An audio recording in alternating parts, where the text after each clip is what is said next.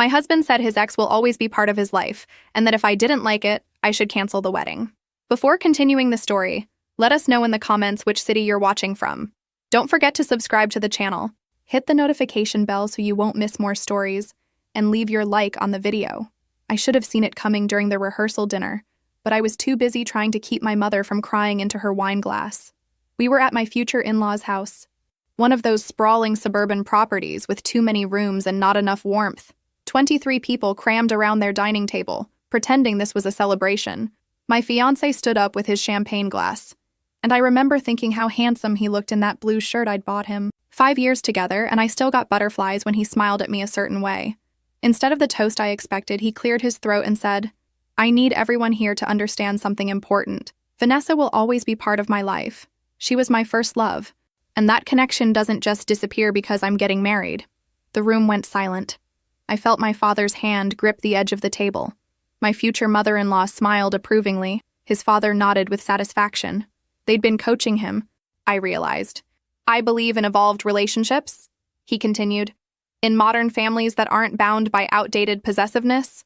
Vanessa and I have a bond that transcends traditional labels, and I need my future wife to respect that." I stared at the white tablecloth, trying to calculate how many deposits were non-refundable. My hands were shaking in my lap, but I kept my face neutral. "So here's what I'm saying." He looked directly at me, something almost triumphant in his eyes. "If you can't accept that Vanessa will be at family gatherings, that she'll be someone I confide in, then maybe we need to reconsider this whole thing." My mother made a small sound, quickly covered by a cough. My father's face had gone red. His mother actually laughed, this light tinkling sound.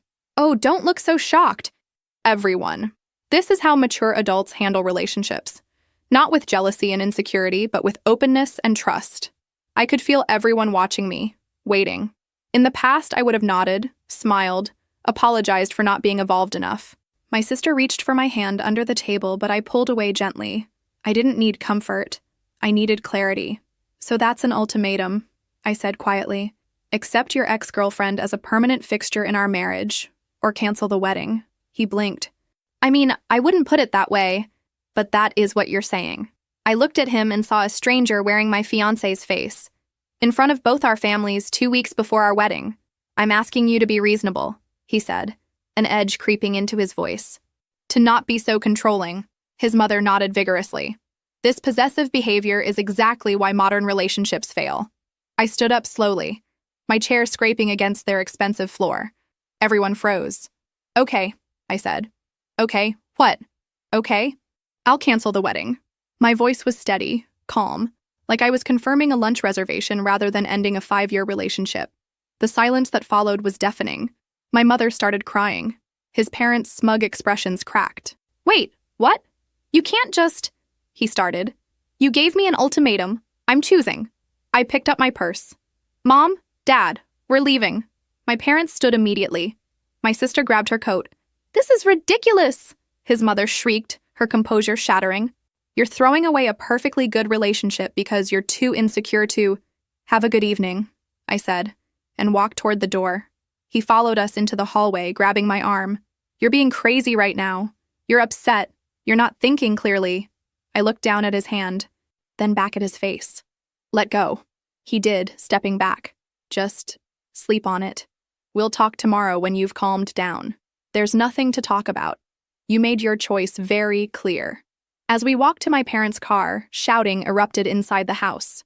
My hands were trembling, but not from doubt, from relief. My mother kept looking back. "Honey, are you sure? Maybe if you just..." "I'm sure, Mom." And I was. For the first time in years, I was absolutely certain. My father caught my eye in the rearview mirror and gave me the smallest nod. The drive home was quiet, heavy, but comforting. My phone started buzzing before we'd even left their street. I turned it face down. 5 years. Gone in the time it took to say, okay. But as we pulled into my driveway, the house I'd bought 2 years ago, in my name alone, I felt something unexpected. Peace. It was mixed with panic and grief and the terrifying knowledge that tomorrow I'd have to start making cancellation calls. But underneath was relief so profound it made my chest ache. I'd finally stopped shrinking myself to fit someone else's idea of evolved. My parents didn't press me for details when we got home. My father made tea while my mother disappeared upstairs, returning with one of her cardigans. She draped it over my shoulders without a word, and I realized I was shivering despite it being late spring. "Do you want us to stay?" my father asked quietly. "No, I'm okay. I just need to process." They both hugged me, tight and fierce, before leaving. I watched their taillights disappear down the street, then turned to face my empty house. My phone was vibrating constantly in my purse. 47 messages. I made it through exactly 3 before I had to stop. The first was from him. "This is insane. Call me. We need to talk like adults." The second from his mother. "I hope you're proud of yourself for ruining this family's evening with your theatrics." The third from his father. "We've invested considerable money in this wedding. There will be legal consequences if you proceed with this reckless decision." I set the phone on the kitchen counter and stared at it like it might explode. Part of me wanted to read the rest, to see what other accusations they'd hurl. But a larger part knew it would only make me doubt myself, and I couldn't afford that right now. 5 years. We'd been together 5 years. I thought about our first date, how he'd laughed at all my terrible jokes and held my hand across the table. I thought about the night he proposed, down on one knee in that park where we always walked. When had it changed? When had I become the problem that needed to be solved? I pulled out my laptop and found the contract with our wedding planner, a warm woman named Patricia who'd been nothing but enthusiastic for the past 8 months. My hands hovered over the keyboard. One email would start the avalanche. Cancellation fees, angry vendors, disappointed guests, the social fallout. For just a moment, I let myself imagine going back, apologizing, saying I'd overreacted, that I could be more understanding, more evolved. The wedding would proceed as planned. Everything would go back to normal. Except it wouldn't. Because now I knew what he really thought of me, what his parents thought, and I knew they'd expect me to swallow it all with a smile. I typed the email to Patricia. My fingers were shaking, making typos I had to correct twice. "Patricia, I need to cancel the wedding. I know this is last minute and there will be financial consequences. Please begin making the necessary calls tomorrow morning. I'll handle informing the guests. I'm sorry for any inconvenience." I read it 4 times before hitting send. The whoosh sound felt final, like a door slamming shut. More messages kept coming. I turned my phone completely off and sat in my dark kitchen, listening to the house settle around me. This house that I'd bought before he moved in. This house that he'd never liked because it wasn't big enough, wasn't in the right neighborhood, wasn't impressive enough for someone of his caliber. God, how had I not seen it? All the little comments about my choices, my friends, my career, how he'd slowly isolated me from anyone who questioned our relationship, how his parents' evolved philosophy really just meant he could do whatever he wanted while I was supposed to be grateful for his honesty. My sister texted from my parents' number. "Are you okay? Mom is worried sick." I replied, "I'm okay." Turned my phone off. "I'll call tomorrow. Proud of you, by the way." Those 4 words made me start crying for the first time that night. Not sad tears exactly. Relief mixed with grief, mixed with something like pride. I'd stood up for myself. After years of making myself smaller, quieter, more accommodating, I'd finally said no. The clock read 11:47 p.m. In 12 hours, I'd have to start facing the reality of what I'd done. The canceled venue, the returned gifts, the awkward conversations with relatives, the financial disaster I was about to unleash on his family, who'd insisted on paying for everything so they could control every detail. But tonight, sitting in my kitchen in my mother's cardigan, I felt something I hadn't felt in months. Like myself. Not the version of me that had been trying so hard to fit into his family's idea of evolved and progressive. Just me. My phone, now on the counter and still off, seemed to pulse with unread messages. I knew they'd escalate. His mother would call me dramatic. His father would threaten legal action. He would call me crazy, unstable, unable to handle adult conversations. Let them, I thought. Let them think whatever they needed to think. I'd chosen myself. And tomorrow, when I woke up, I'd start building a life where that was enough. I went upstairs to my bedroom, the one I'd decorated before he moved in, with the curtains he said were too feminine and the reading chair he claimed took up too much space. I sat in that chair and opened the book on my nightstand, the one I'd been reading in secret because he'd mocked my taste in fiction. Outside, the neighborhood was quiet.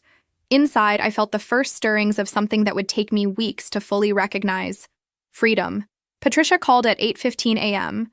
I'd been awake since 5, staring at my ceiling, mentally preparing for this conversation. "I've started making calls," she said, her voice careful. "I wanted to give you a heads up about the financial situation before his family contacts you. How bad is it?" She paused. The venue required a 70% deposit, non-refundable. The caterer, 50%. The florist, photographer, band, cake, all have cancellation clauses. We're looking at approximately $95,000 in losses. I felt dizzy. $95,000? His father signed all the contracts. Technically, he's liable for the cancellation fee. She hesitated. I'm sorry. I know this isn't easy. After we hung up, I sat with my coffee growing cold. $95,000.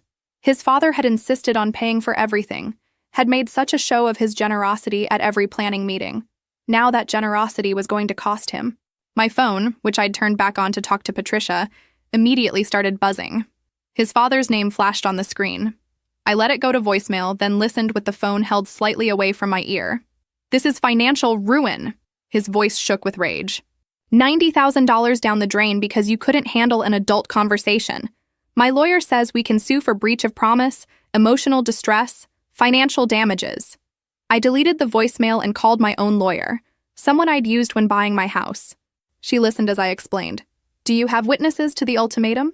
23 people heard him say I should accept his ex as part of our marriage or cancel the wedding. Then you're fine. He gave you a clear choice, you made it. Breach of promise suits are nearly impossible to win in this state anyway, especially with documented coercion. Save all messages. Don't respond to threats. His father called 4 more times that day, then his mother, then him. I didn't answer. By evening, I had voicemails from both his parents ranting about my selfishness, my immaturity, my inability to compromise. His mother's voice had lost all its smooth sophistication. She sounded shrill, desperate. You've destroyed us financially. Do you understand that? We took out a loan for part of this wedding, all because you're too insecure to accept that relationships evolve. I saved every message, as my lawyer advised. The next morning, Patricia called again. His father contacted me directly. He's not handling this well.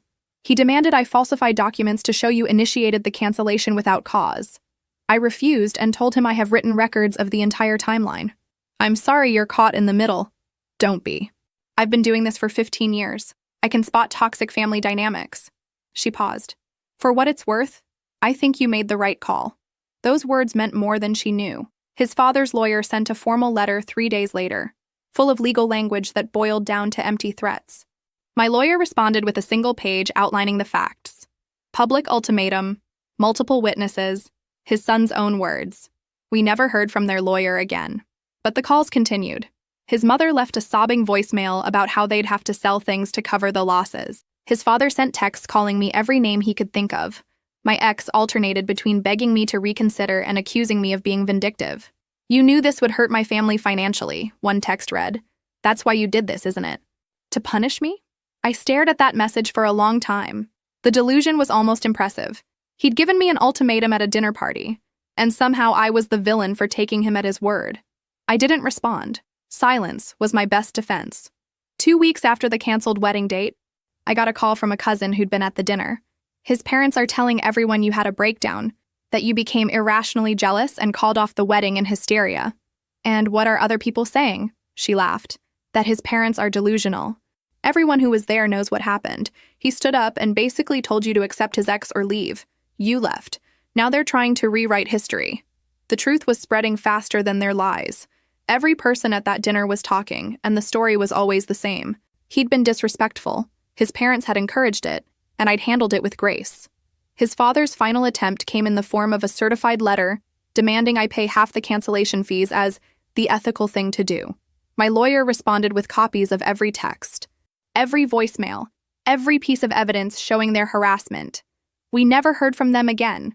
The financial disaster was complete. $95,000 gone. No legal recourse. No way to recover it. And worse than the money was the social humiliation. Everyone in their circle knew they'd backed their son's ultimatum and lost spectacularly. I didn't feel victorious. I felt tired, but I also felt free. The knock on my door came on a Tuesday afternoon, 3 weeks after the canceled wedding. I was working from home, reviewing architectural plans at my dining table, when I heard his key sliding into the lock. My stomach dropped. I'd forgotten he still had a key. The door opened before I could reach it, and there he stood, looking like he hadn't slept in days. His clothes were wrinkled, his hair uncombed, For a split second, I felt that old instinct to comfort him, to ask what was wrong. Then I remembered why he looked like that. "What are you doing here?" I stayed on my side of the living room. "I live here." His voice was defensive, uncertain. "No, you don't. You moved in, but this house is in my name. You never paid rent or mortgage. You were a guest." He looked around the living room like he was seeing it for the first time. His gaming console was gone, his books from the bookshelf, the ugly lamp his mother had bought us.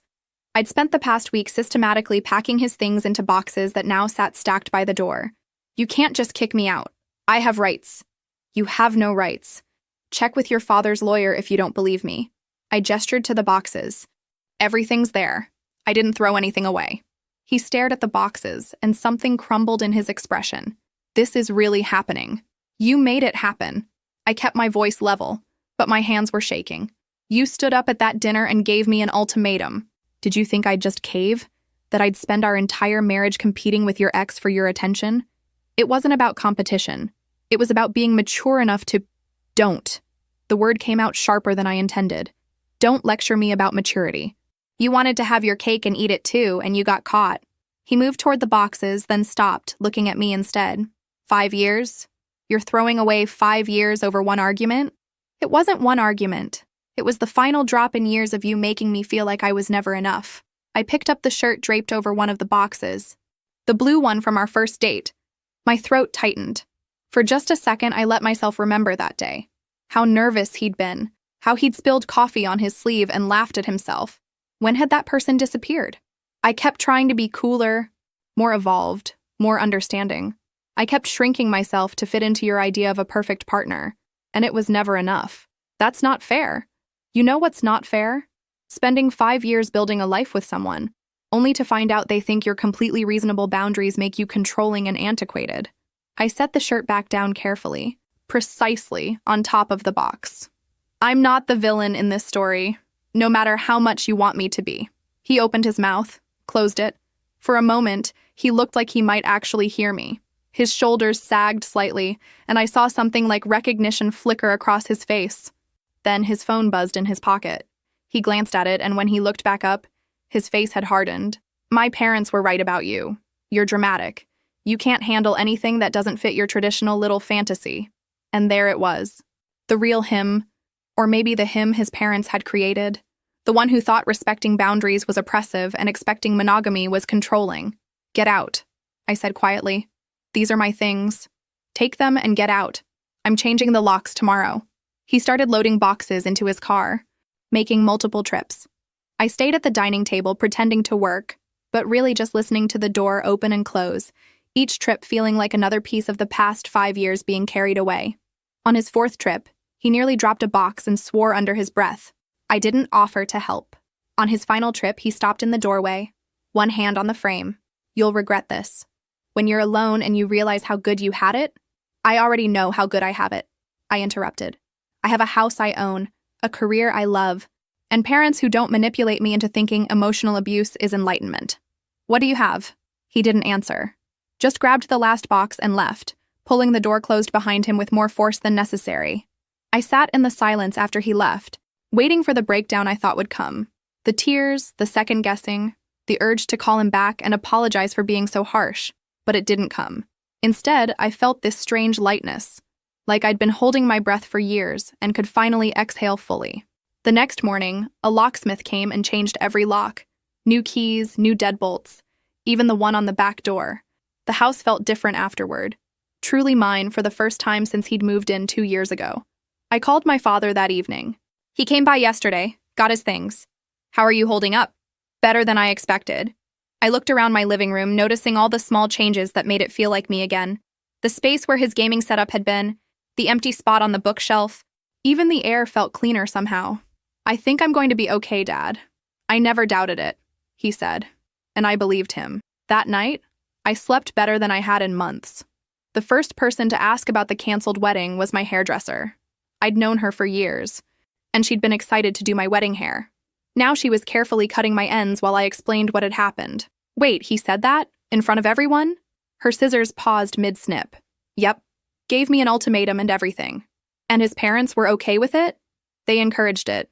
His mother actually laughed when she saw how shocked everyone was. She shook her head, resuming her work. Well, you know what they're saying about you, right?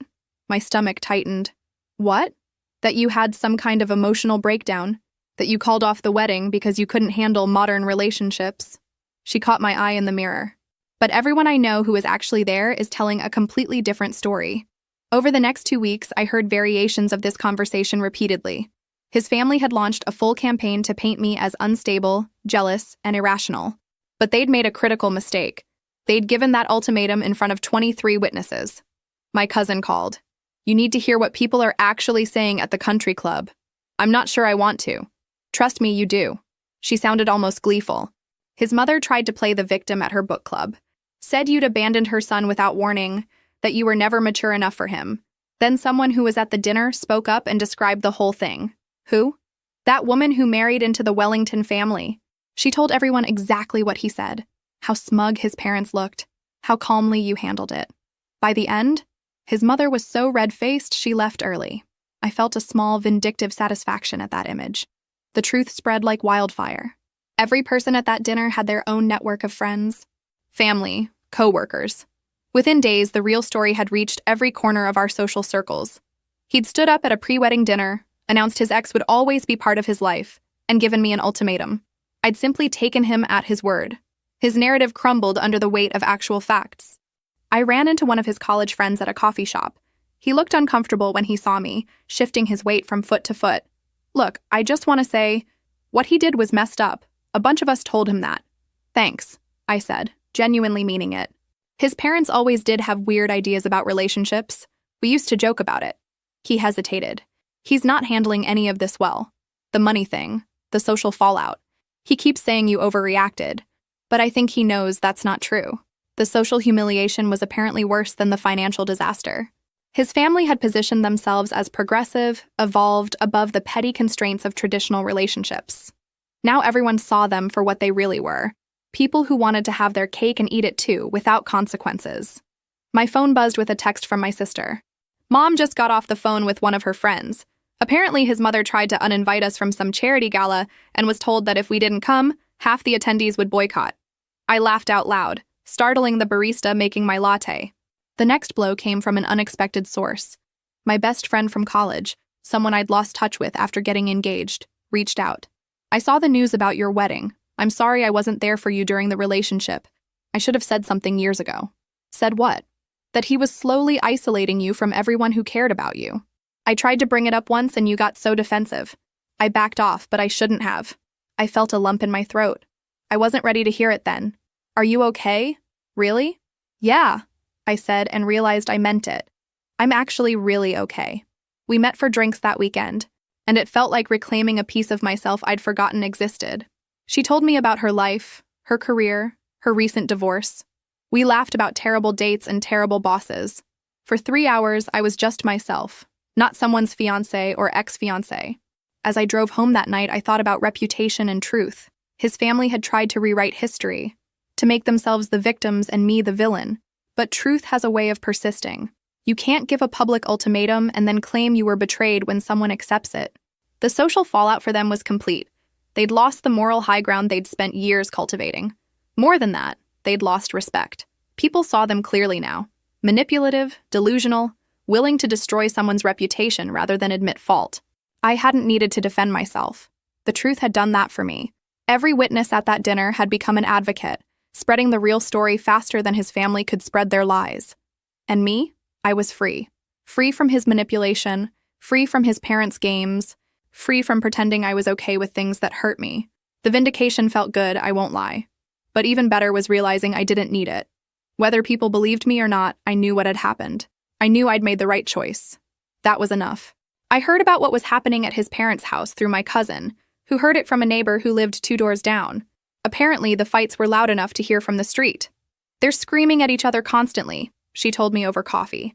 The neighbor said she heard his mother yelling something about that woman and how he'd ruined everything.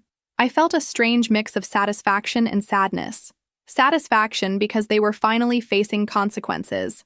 Sadness because I'd wasted 5 years with someone who came from that kind of dysfunction. A mutual friend who still talked to him gave me more details, though I hadn't asked. He's a mess, living back at home, sleeping until noon, barely eating. His dad walks around the house calculating debts out loud. His mom cries constantly and blames him for everything. Everything? The money, the social embarrassment, even things that have nothing to do with the wedding. She told him last week that she'd wasted her life raising an ungrateful son who destroyed the family's reputation. I set down my coffee cup carefully. That's harsh. It gets worse. His dad keeps saying he should have raised him with real values instead of all that progressive nonsense. They're basically blaming each other for how he turned out, and he's caught in the middle. Part of me wanted to feel sorry for him, but I remembered that smug look on his face at the dinner. The way he delivered that ultimatum like he was doing me a favor by being honest. The evolved, progressive family facade had completely crumbled. Under financial pressure and social humiliation, they'd revealed themselves to be exactly what they'd always accused traditional families of being: judgmental, cruel, and conditional in their love. My sister called me a few days later, breathless with gossip she'd heard at the gym. His mother had a complete meltdown at her yoga class, started crying in the middle of Downward Dog, went on this whole rant about ungrateful children and wasted money. In the middle of yoga class, the instructor had to ask her to leave. Everyone was staring. The mental image was almost too much. His mother, who'd always been so composed, so superior, falling apart in public over her own son. There's more, my sister continued. Apparently he and his dad got into a screaming match in their driveway. The dad was yelling about the loan they took out, how they might have to sell the house, how everything was ruined because he couldn't keep one simple relationship together. I thought about that house, where I'd spent so many uncomfortable dinners being lectured about my antiquated views on relationships. The irony of them potentially losing it because of their own son's actions wasn't lost on me. Another week passed and I got a text from my best friend. Just saw your ex at the grocery store. He looks terrible. Lost weight, hasn't shaved. He saw me and literally turned around and left. The destruction was complete. Not just financial, though that was bad enough. The real damage was to their family dynamic. They'd built their entire identity around being evolved, enlightened, better than everyone else. Now that identity was gone and they had nothing left but resentment and blame. I thought about Vanessa, his ex who was supposed to be such an important part of his life. Where was she now? Nowhere, apparently. When he'd become a liability instead of an asset, she'd disappeared. The great evolved relationship that required my acceptance had evaporated the moment he had nothing left to offer. My mother called one evening. I ran into his mother at the market. She saw me and tried to hide behind the produce section. That must have been awkward. I almost felt bad for her. Almost. My mother paused. She looked like she'd aged 10 years. I understood what my mother meant. There's something particularly devastating about having your worldview completely destroyed. His family had believed they were enlightened, that their way of thinking was superior. Now they were facing the reality that their evolved philosophy had been nothing more than an excuse for selfishness. And it had cost them everything. The environment at their house, from what I kept hearing, had become toxic. The parents blamed the son. The son blamed them for raising him with unrealistic expectations. Everyone blamed me for not being understanding enough, even though I'd simply taken them at their word. There was no mutual support, no evolved communication, no progressive problem-solving, just anger, recrimination, and the slow disintegration of a family that had never been as functional as they pretended. I felt something then that surprised me. Pity. Not enough to reach out, not enough to forgive, but enough to recognize that their suffering was largely self-inflicted. They'd created this situation with their arrogance and their ultimatum. Now they were living with the consequences. But mostly, I felt grateful. Grateful I'd escaped before marrying into that dysfunction. Grateful I'd stood up for myself. Grateful I'd never have to sit through another dinner where they lectured me about my inadequacies while their own family rotted from the inside. His home had become a battleground, and he was losing on all fronts. I had my peaceful house, my career, my family who actually supported me. The contrast couldn't have been more stark. Sometimes the best revenge is just living well, while others drown in consequences of their own making. Vanessa disappeared exactly when you'd expect someone like her to disappear.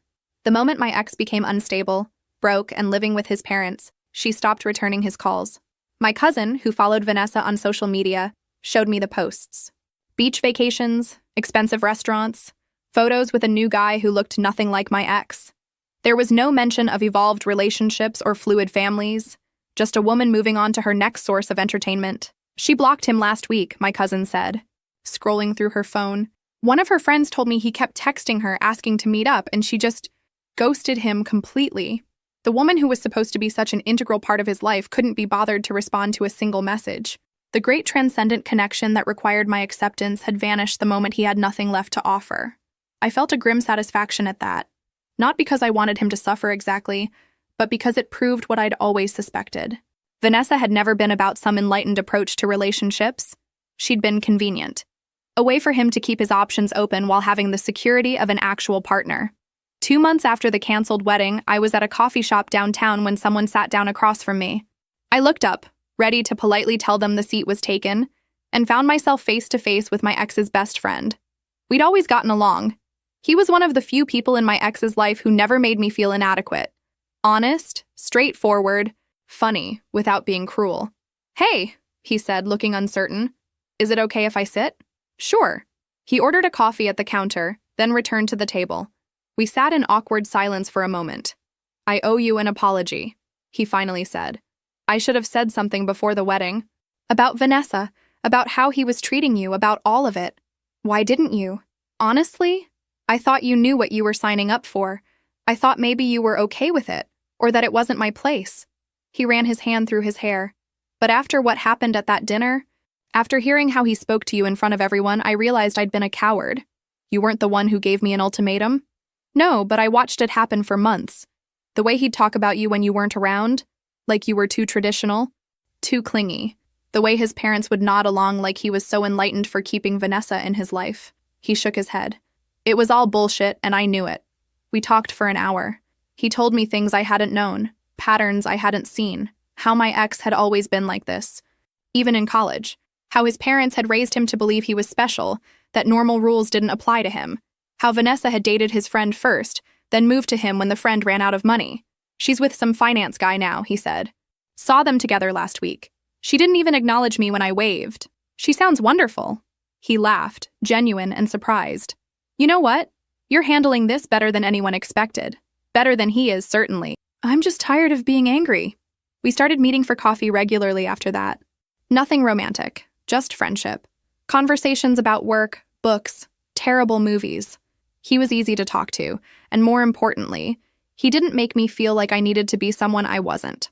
One afternoon, about 3 months after the canceled wedding, he mentioned that my ex had been asking about me. What's he saying? That he made a mistake. That he wishes he could talk to you, explain things better. He paused. For what it's worth, I think he's full of it. He's not sorry about what he did. He's sorry about the consequences. That sounds about right. He asked if I was talking to you. I told him yes. And? He lost his mind. Started yelling about loyalty, about how I was betraying him. He smiled, but there was no humor in it. I told him I was being exactly as loyal as he deserved.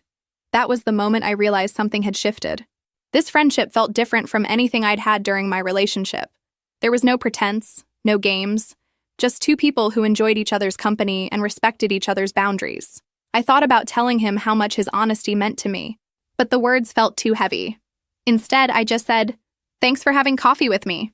"Anytime," he said, and meant it. Vanessa was gone, disappeared into whatever new life she'd constructed.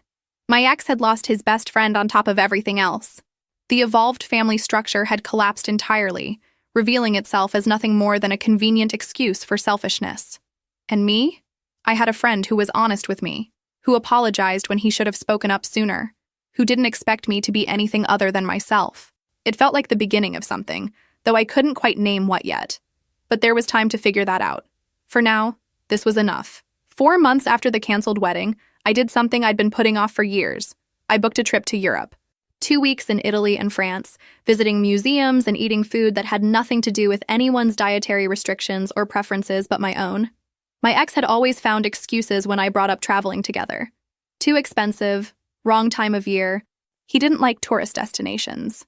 Now I understood he just didn't want to go with me. I wandered through the Uffizi Gallery in Florence, stood in front of the Sistine Chapel ceiling, ate pasta in a tiny restaurant in Rome, where the owner's grandmother was still making sauce in the back. I took photos for myself, not for social media. I talked to strangers, I got lost on purpose. For 2 weeks, I was just myself, not someone's fiancé, not someone's ex, not someone being judged for being too traditional. Just a woman who liked art and good food and terrible Italian spoken with an American accent. When I came back, tanned and relaxed, my office had news. The historic theater project I'd been working on for a year had been approved. It was the biggest commission of my career, a restoration that would take 18 months and establish me as a serious architect. My boss called me into her office. The board was impressed with your presentation. They want you to lead the entire project. I felt something click into place. This was what I'd been working toward, what I'd sacrificed for, what had taken a backseat during 5 years of accommodating someone else's needs and schedule. I accept, I said, and meant it with every fiber of my being. The project consumed me in the best way. Site visits, meetings with historians, late nights reviewing plans. I loved every exhausting minute of it. My friends started to come back, the ones who drifted away during my relationship. My college best friend introduced me to her book club. My sister and I started having weekly dinners again. I joined a cycling group that met on Saturday mornings. Slowly, without realizing it, I was building a life that felt authentically mine, not smaller to fit someone else's expectations, not compromised to avoid conflict, just mine. My ex's best friend, who'd become just a friend without the qualifier, texted one afternoon, "Coffee Thursday?" We'd been meeting regularly, easy conversations that flowed naturally. He made me laugh. More importantly, he listened when I talked about my work without that glazed-over expression my ex had always gotten. Over coffee that Thursday, he mentioned he'd started therapy. Really? Yeah. Watching what happened with you and him made me realize I've been avoiding my own stuff for years. He stirred his coffee. My therapist asked me why I stayed friends with him for so long when I clearly didn't respect how he treated people. What did you say? That I was a coward. He smiled, but his eyes were serious. She said that was a good start, but I should dig deeper. I found myself telling him about my own therapy sessions, the ones I'd started after the breakup, how I was learning that I'd spent years making myself smaller, quieter, less demanding, how I was working on believing I deserved better. You do, he said simply. Deserve better. I mean, there was something in the way he said it, something that made my heart beat a little faster, but neither of us pushed it. We just finished our coffee and went back to our separate lives. The theater project took up most of my time over the next few months. I worked with craftsmen who'd been restoring historic buildings for decades. I learned about preservation techniques and original materials. I fell in love with the work all over again. My parents came to one of the site visits. My father, who'd been a contractor before retiring, walked through the space with wonder in his eyes. "You're really doing it," he said. "Doing what?" "Building something that matters. Something that will outlast all of us." I looked around the gutted theater, seeing not what it was, but what it would become. He was right. This would outlast all the drama, all the heartbreak, all the wasted years. This was real. My phone buzzed. A text from my ex's friend. "Dinner this weekend? There's this new Italian place that made me think of your trip." I smiled and typed back, "Yes." It wasn't a date. Or maybe it was. Either way, it felt natural, unforced, like everything good that had been happening in my life lately. I'd stopped waiting for the other shoe to drop, for the panic to set in, for the loneliness everyone had warned me about. Instead, I'd found something better. Contentment. Pride in my work. Good friends. A life that felt full without needing someone else to complete it. 6 months ago, I'd walked away from a 5-year relationship because I refused to accept an ultimatum. Now I was standing in a historic theater, leading the biggest project of my career, planning dinner with someone who made me laugh and actually listened when I talked. The universe, it seemed, rewarded people who knew their worth. Sometimes the best revenge really is just living well. The magazine article came out on a Thursday morning. Rising Stars in Historic Preservation, with my theater project featured prominently. There was a full-page photo of me in the half-restored lobby, hard hat under my arm, looking confident and professional. My phone exploded with congratulations. Former colleagues, old professors, friends I hadn't spoken to in years. My parents called, my mother crying happy tears. "We're so proud of you," my father said, his voice thick. The article described the restoration's complexity, the historical significance, my innovative approach to preserving original features while updating safety systems. Reading my own words, I barely recognized the confident woman on the page. 6 months ago, I'd been planning a wedding to a man who made me feel small. Now I was featured in a national magazine for my professional achievements. The gala for the theater's reopening was scheduled for Saturday night. Black tie, catered by the best restaurant in the city, attended by the mayor and everyone who mattered in our social circles. I bought a dress that made me feel powerful, deep emerald green. Trevor, my ex's former best friend who I'd been seeing more frequently, asked to be my date. Are you sure? I asked. Your ex-friend might hear about it. I'm counting on it, he said with a smile that made my stomach flip. The night of the gala, Trevor picked me up in a suit that actually fit properly. When I opened the door, he just stared. You look amazing. The theater was transformed. Soft lighting highlighted the restored architectural details. The stage gleamed with fresh varnish. Crystal chandeliers I'd sourced from an estate sale caught the light. People kept stopping me to congratulate me. The mayor shook my hand and talked about preserving the city's heritage. The Historical Society president asked about my next project. My boss introduced me to potential clients. Trevor stayed at my side, not hovering but present. When conversations got technical, he'd get drinks. When I needed a break, he'd somehow sense it and suggest we look at the restored balcony. This is incredible, he said, looking around. You did this. I had a whole team. You led them. You had the vision. He turned to face me. You should be proud. I was proud. For the first time in years, I'd accomplished something entirely mine, that nobody could take credit for or diminish. The mayor called me to the stage to accept an award for historic preservation. I gave a short speech, thanking my team and everyone who'd worked to restore the building's character. As I stood on that stage, I spotted my parents in the third row, beaming, my sister filming, my college friends who'd driven 2 hours to be there, Trevor in the back, applauding with genuine pride. This was my moment. Mine alone, not shared with someone who thought I was too traditional, not compromised, just mine. After the program ended, people mingled with champagne. A photographer from the magazine asked for more photos. I posed in front of the restored proscenium arch. One more with your date? The photographer suggested. Trevor stepped into the frame, his hand resting lightly on my back. We smiled, and the camera flashed. I knew that photo would end up somewhere. That word would get back to my ex. Good, I thought. Let him see what I'm doing. Let him see that I'm thriving. Later, as the crowd thinned, Trevor and I stood on the restored balcony, looking down at the nearly empty theater. Thank you for being here tonight, I said. Wouldn't have missed it. He paused. Can I tell you something? Sure.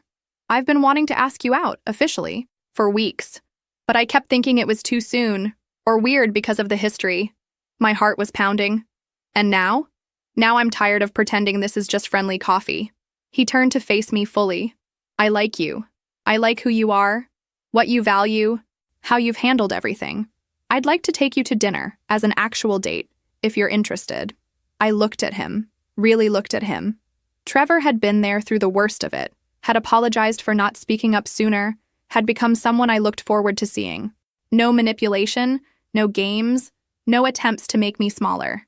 I'm interested, I said. He smiled, that genuine smile that made his eyes crinkle. Good, because I was running out of excuses to text you about random things. We stood there on the balcony, the restored theater behind us. The city lights spread out before us. 6 months ago, I'd been crying over a broken engagement. Now I was here, successful and confident and maybe beginning something new, with someone who actually saw me. The contrast was overwhelming. As we left the theater that night, Trevor's hand found mine. It felt natural, easy, right, like everything else good that had happened since I'd walked away from that dinner party. I'd chosen myself that night. Everything else had followed from that one decision. 1 year after the canceled wedding, I stood in my new loft, boxes still stacked against the walls, and felt genuinely happy. The old house, with all its memories of him, had sold quickly. This place was mine from the ground up. Floor-to-ceiling windows, exposed brick, a balcony overlooking the city center. My business had grown beyond anything I'd imagined. The theater project had opened doors to 3 more historic restorations. I'd hired 2 junior architects and was interviewing for a third. My calendar was booked solid for 18 months. Trevor had been patient with me. We'd taken things slowly, dating properly for months before making anything official. His family, when I finally met them, was warm without being overwhelming. His mother hugged me and asked about my work. His father told terrible jokes that actually made me laugh. No games, no lectures about enlightened relationships, no manipulation. This is what normal families are like, I'd whispered to Trevor after that first dinner. Revolutionary concept, right? He'd whispered back. We'd moved in together last month, after nearly a year of dating. Not because we felt we had to, but because we wanted to. Because it made sense. Because waking up next to him felt natural and right. My sister came over to help me unpack. She stood in the kitchen, looking around with approval. You know Mom asks about you and Trevor twice a week, right? Does she? She's terrified of being pushy, but she really likes him. We all do. She paused. He's good for you. You're lighter with him.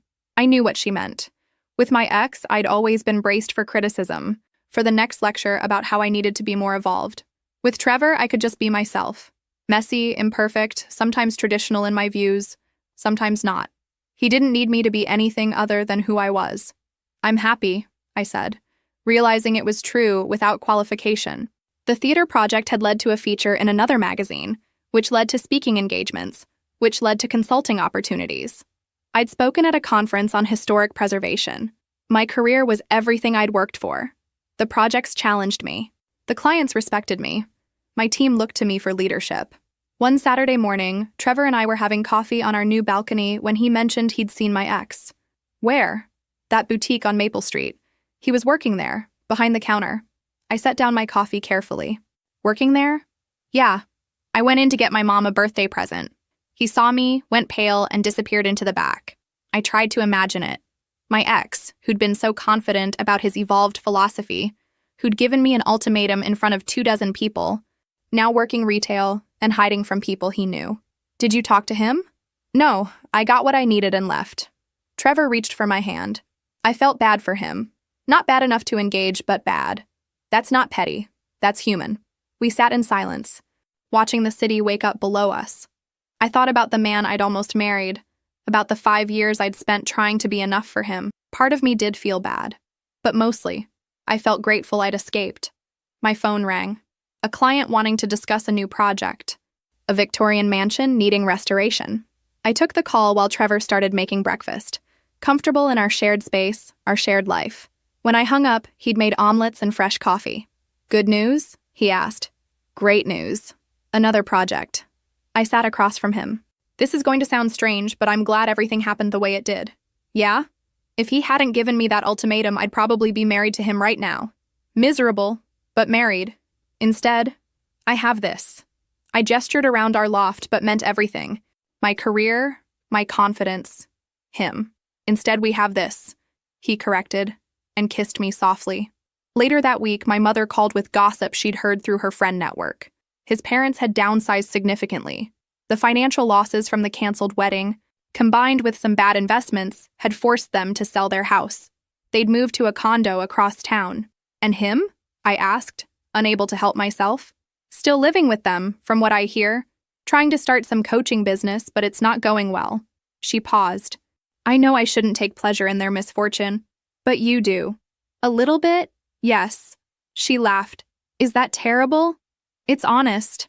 I thought about Vanessa, his ex who was supposed to be such an integral part of his life. Last I'd heard, she was engaged to someone else. The evolved family structure had collapsed entirely. Meanwhile, I was building something real. A career that fulfilled me. A relationship based on mutual respect and actual communication. A home that was mine, that reflected who I was rather than who someone thought I should be. Standing on my balcony that night, the city lights spread out before me, Trevor reading in the living room behind me, I felt something I'd never felt with my ex. Secure. Not because everything was perfect, but because I knew I could handle whatever came. I'd chosen myself a year ago. And that choice had led me here, to this moment, this life, this happiness. It had all been worth it. 15 months after the canceled wedding, I heard the full story of what had happened to my ex and his family. Not because I went looking, but because gossip has a way of finding you in a city this size. My cousin called on a Tuesday afternoon, barely containing her excitement. You need to hear this. I just had lunch with someone who knows his mother's book club friend. That's a lot of degrees of separation. Just listen. They had to sell the big house. They're in a 2-bedroom condo now. 2 bedrooms for 3 adults. His mother apparently cries about it constantly. She paused. And he's still living with them. I felt a strange mix of vindication and pity. Still. The coaching business he tried went nowhere. Turns out people don't want life advice from someone living with their parents and working part-time retail. She continued with details I hadn't asked for, but found myself listening to anyway. His father had taken a job consulting for a fraction of what he used to make. His mother had stopped attending most social events. They'd become isolated, bitter, broke. And Vanessa? I asked, already knowing the answer. Married someone else 6 months ago. Some finance guy. Your ex isn't invited to family gatherings. She completely cut him out. The woman who was supposed to be such an integral part of his life had disappeared the moment it became inconvenient. The irony was almost too perfect. A few days later, I ran into one of his college friends at a coffee shop. He looked uncomfortable but approached anyway. "Hey, can we talk for a second?" We sat at a corner table. He fidgeted with his cup before speaking. "I just wanted to say I'm sorry for not speaking up back then, for going along with his bullshit about evolved relationships." He met my eyes. "We all knew it was wrong. It's okay." "It's not, though. He lost everything, and part of me wonders if it could have been different if someone had told him the truth earlier." He shook his head. "He's not doing well. Living with his parents, broke, no real friends left. Trevor cut him off completely after you two started dating." "I know. The worst part is he still doesn't get it. Still talks about how you overreacted, how you couldn't handle a mature conversation." He laughed bitterly. Meanwhile, Vanessa's married and explicitly told her new husband that her ex isn't welcome in her life. The evolved family structure died the moment it became inconvenient for her. After he left, I sat with my coffee and thought about the contrast. My ex had lost his home, his financial security, his best friend, even the ex-girlfriend who was supposedly so important. He'd gambled everything on an ultimatum and lost spectacularly.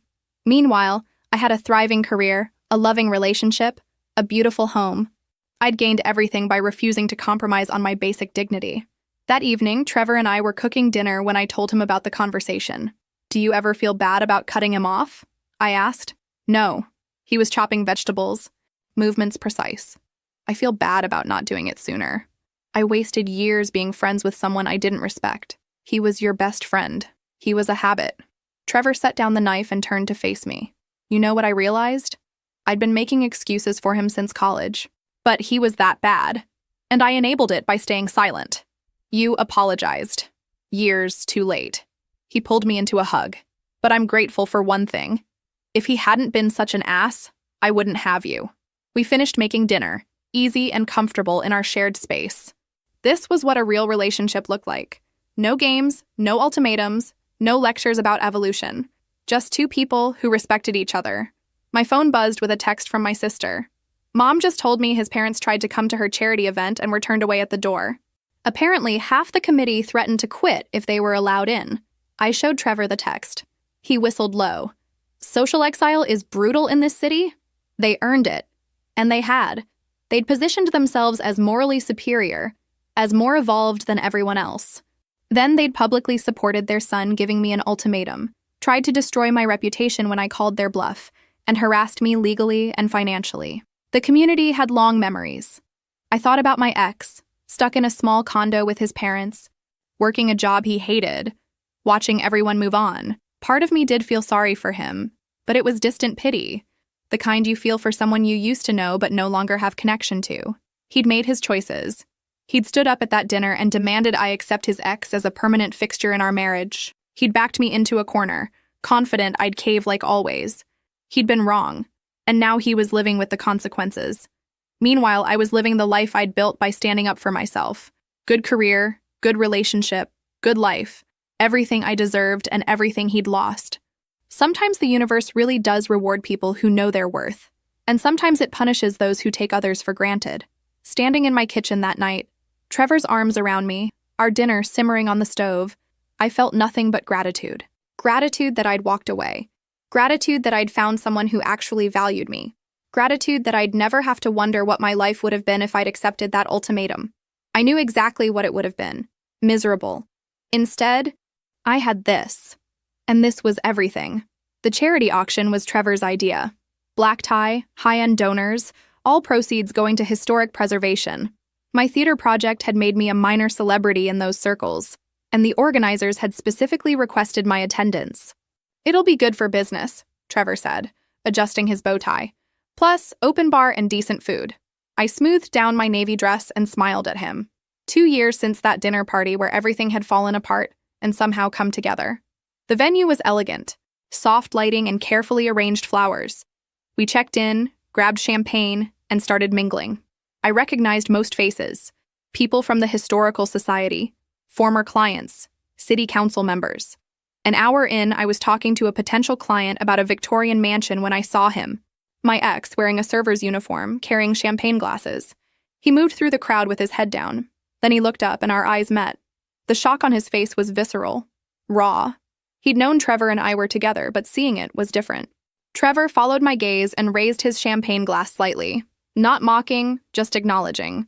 My ex looked away quickly and disappeared toward the kitchen. "Are you okay?" Trevor asked quietly. "Yeah, I'm okay." And I was.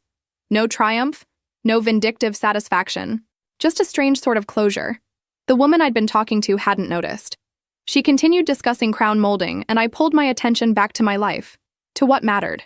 For the rest of the evening, I caught glimpses of him serving drinks, clearing plates always with his head down. Once, someone from the pre-wedding dinner recognized him. They exchanged words, and he hurried away looking mortified. Trevor and I danced, bid on items, talked to people who mattered for our careers. We were building something together, a partnership that actually worked.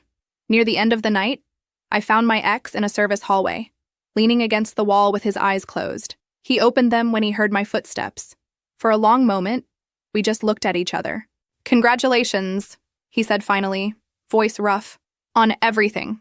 The theater, the magazine, all of it. Thank you. And on Trevor." He swallowed hard. He was always better than me. I just didn't want to admit it. I didn't know what to say. Looking at him, seeing the complete defeat in his eyes, I couldn't twist the knife. "I hope things get better for you," I said, and meant it. "They won't." He laughed without humor. "My parents blame me for everything. Vanessa won't acknowledge I exist. Trevor chose you over me, which, fair. I have a job I hate, live with people who hate me." He really looked at me then. "You were the best thing that ever happened to me, and I destroyed it because I was too arrogant to see what I had. You gave me an ultimatum. I know. I thought you'd cave. You always had before." He shook his head. "I thought I was so evolved. Turns out I was just selfish. I need to get back." "Yeah, of course." He pushed off the wall. "For what it's worth, I'm sorry. For all of it. You deserved better." "I know," I said simply, and walked away. When I rejoined Trevor, he took one look at my face and pulled me into a quiet corner. "You talked to him. Briefly." He apologized. "How do you feel?" I thought about it. 2 years ago, that apology might have meant something. Now, it was just words from someone I used to know. "I feel nothing," I said, surprised by my own honesty. "It's like looking at a stranger." Trevor kissed my forehead. "Good. That means you've actually moved on." We left shortly after, walking to our car hand in hand. Behind us, the auction continued, and somewhere in that building, my ex was still serving drinks, still living with consequences of his arrogance. I thought about Vanessa, married to someone else, completely removing him from her life despite all his talk of evolved family structures. His parents, bitter and broke in their small condo. Trevor, who'd lost a friend but gained someone who actually appreciated him. Most of all, I thought about myself. The woman who'd sat at that dinner table and accepted an ultimatum by walking away. Who'd built a career she loved, found a partner who respected her, created a life that was authentically hers. "What are you thinking about?" Trevor asked as we drove home. "How grateful I am. For everything. For you. For my career. For that night when I finally chose myself. Best decision you ever made." "Second best," I corrected. "Best decision was giving you a chance."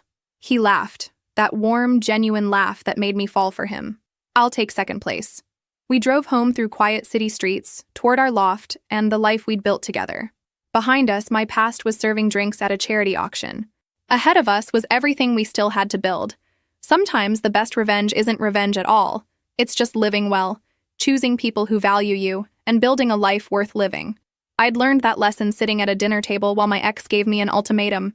I'd learned it by walking away, by rebuilding, by refusing to settle for less than I deserved. And now, 2 years later, I had everything. Not because I'd destroyed him, but because I'd chosen myself. That choice had made all the difference.